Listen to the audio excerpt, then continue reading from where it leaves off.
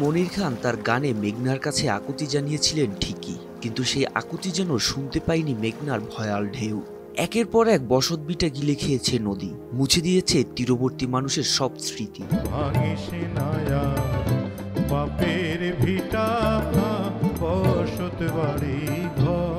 নদী ভাঙনের শব্দ আর কাদামাটির গন্ধ মিশে যায় মানুষগুলোর কান্নায়। প্রতি বছর মেঘনা গিলে খায়, ভেঙে দেয় জাহানারাদের মতো মানুষের ঘরবাড়ি। বাধ্য হয়ে তারা রাজধানীর পল্লবীতে এসে বাঁশের খুঁটি আর মাচা বানিয়ে ঝিলের উপর তৈরি করেন ছোট ছোট ঘর। না, ভিতরে আঙ্গ জায়গা ছিল, টাকা ছিল না। 3 ভাঙা দিয়ে 4 ভাঙার মাথা আমরা তো টাকা সব শেষ করে লাইছি। এই জন্য আমরা ঢাকা শহরে আছি।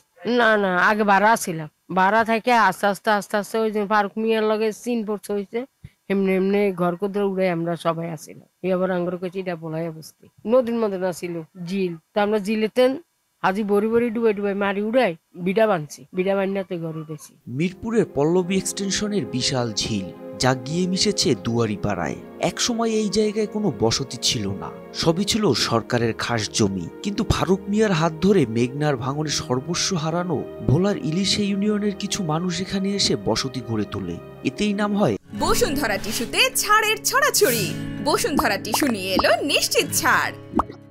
ভোলা বস্তি। ভোলার থেকে আইসে আমার বাড়ি ঘর নদী লুয়ে গেছে। এখানে ঘর বাড়ি করবো করার মতো এরকম কোনো রাস্তা ছিল না। এই হিসেবে আমরা ঢাকা আইসি, ঢাকা আয়া নিরুপায় আনাচে কানাচে রয়েছি। কেউ আস্তে আস্তে বস্তির দিকে যারা ঘর উঠেছে এখন লপ্তে লপ্তে কেউ ঘর উঠেছি রয়েছি।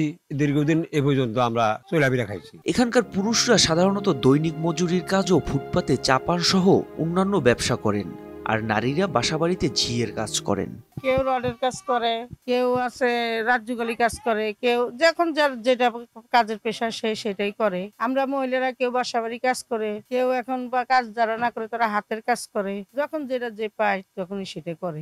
বেশিরভাগ ছেলেরা এখানে এখন হাঁটা চলাই করে, পড়ালেখা করে না। মেঘনার ভাঙনে সব হারানো এই মানুষগুলো দেশ স্বাধীন হওয়ার পর ঢাকার বর্ধিত পল্লবীর সরকারি এই ঝিলে আশ্রয় নেয়। সেখানে ধীরে ধীরে তাদের বসতি গড়ে উঠেছিল।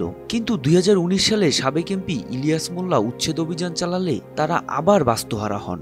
2019 সালে আমাদের এখানে মাননীয় এমপি সাহেব ছিল, ওনার মাধ্যমে আমরা ছিলাম। পরবর্তীতে ওনারা লোকজন এসেই মনে করেন ভাঙ্গা দিছে। মূলত দাবি করছে ভুয়ার লোকেরা জায়গাটা, কিন্তু আসলে ভুয়ার জায়গা না, এটা সরকারি ভাবে জায়গা ছিল। মেঘনার ভাঙন থেমে গেলেও তাদের জমি জিরত ফিরে পাওয়ার কোনো আশা নেই। যা আয় হয় তা আবার ব্যয়ের সঙ্গে সঙ্গেই ফুরিয়ে যায়, সঞ্চয় করার সুযোগ নেই। আমরা দেশে যাই না, আমরা আমাকে বাড়ি ঘর নাই, জমিন নাই, কিছু নাই, আমরা বাড়ি দেশে যাইতে পারি না। টাকা পয়সা থাকলে সে না জমিন কিনতে পারে, টাকা না হলে কি কিছু কিনতে যাবো?